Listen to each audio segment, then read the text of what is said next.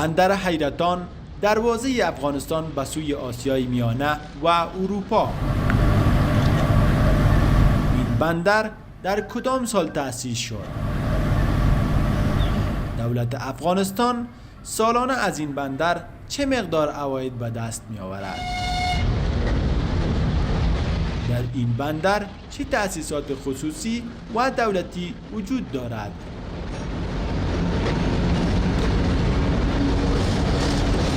و مهمترین مواد وارداتی و صادراتی از این بندر چی می باشد؟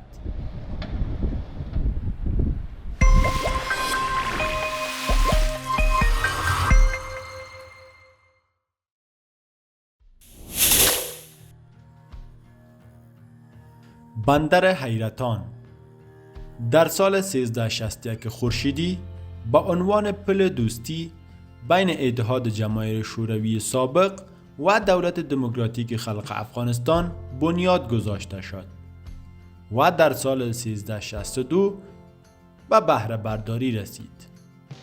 در سال 1362 و در زمان صدارت سلطان علی کشتمندی صدر اعظم وقت افغانستان تشکیلات مختلف از جمله یک ریاست عمومی، ریاست خدمات بندر به نام استرداد و ریاست‌های گمرک و مواد نفتی در بندر حیرتان ساخته شد.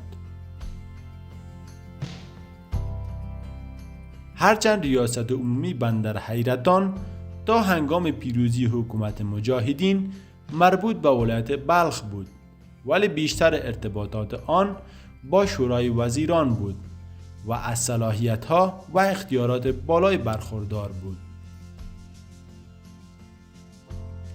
بندر حیرتان شمال افغانستان را با آسیای میانه، روسیه و اروپا متصل کرده است.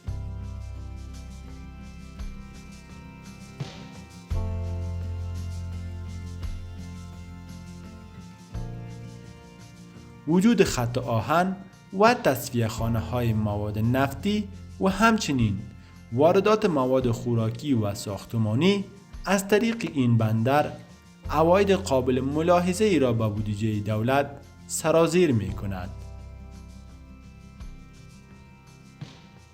ضمن برشمردن بندر حیرتان به عنوان یکی از بنادر مهم افغانستان که سالانه عواید زیاد برای دولت می آورد، بندر حیرتان دروازه افغانستان به سوی آسیای مرکزی و اروپا می باشد. این بندر از طرف شمال غرب به ولسوالی شورتپه و از جنوب شرق به ولسوالی کرلدار و از سمت شمال توسط دریای آمو احاطه شده است.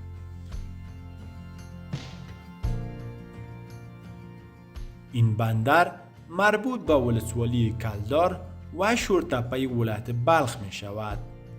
در بخش‌های مواد نفتی بالاتر از 450,000 تن ذخیره مواد نفتی در بخش سکتور خصوصی و بیشتر از 85,000 تن ذخایر مواد نفتی در بخش سکتور دولتی در این بندر موجود است.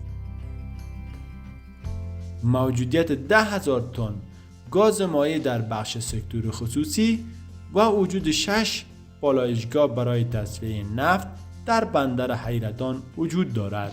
واردات انواع مواد خوراکه مانند آرد، گندم، روغن و انواع مواد ساختمانی از طریق بندر حیرتان به افغانستان صورت می‌گیرد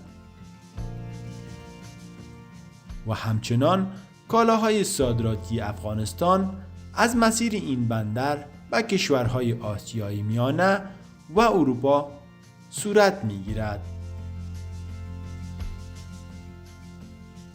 بر بنیاد گفته‌های رئیس این بندر تا آخر ماه سنبله سال جاری 8 میلیارد و 543 میلیون 918 هزار افغانی و 1 میلیون 322 هزار و 55 دلار آمریکایی از طریق این بندر عاید بودجه دولت شده است.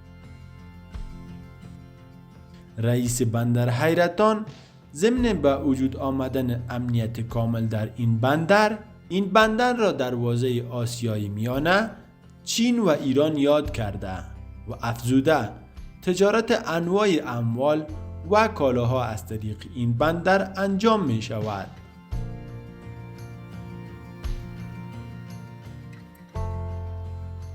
بندر حیرتان یکی از بندرهای بسته بوده و تنها یک دروازه دارد.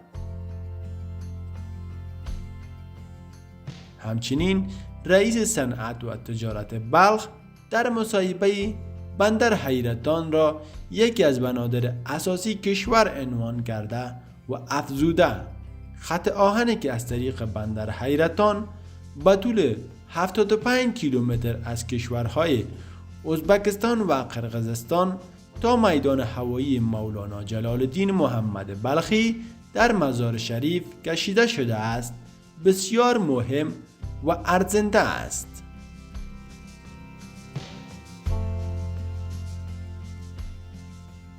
در مسیر این خط آهن 5 پورت تخلیه اموال وجود دارد که برای تاجران کشور ما سهولت‌های زیاد را به وجود آورده و حائز اهمیت زیاد می باشد.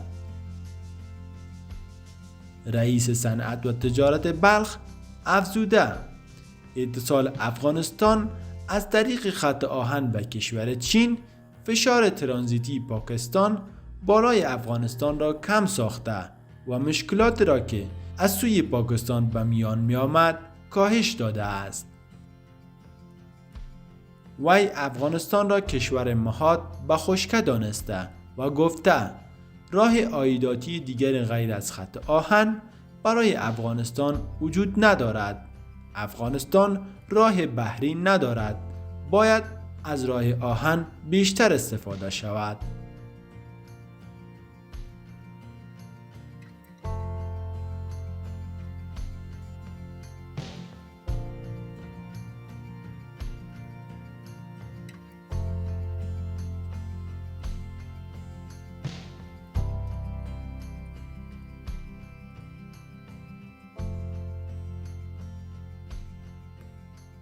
رئیس صنعت و تجارت بلخ بندر حیرتان را در شمار کشور بی بدیل خوانده و ضمن با اهمیت دانستن این بندر تصریح کرد. بندر حیرتان جایگاه و موقعیت ویژه‌ای به شهر مزار شریف بخشیده است. در این بندر ده‌ها تأسیسات تصفیه‌ای فعال شده است و زمینه کار و فعالیت برای هزاران شهروند افغانستان در این بندر فراهم شده است و روزانه هزاران تن مواد صادراتی و وارداتی افغانستان از این بندر صورت می‌گیرد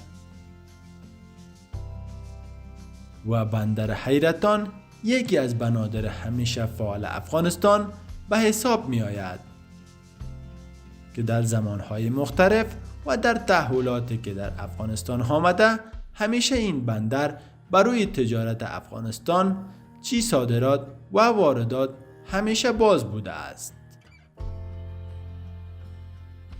و یک بندر بی بدیل برای افغانستان است.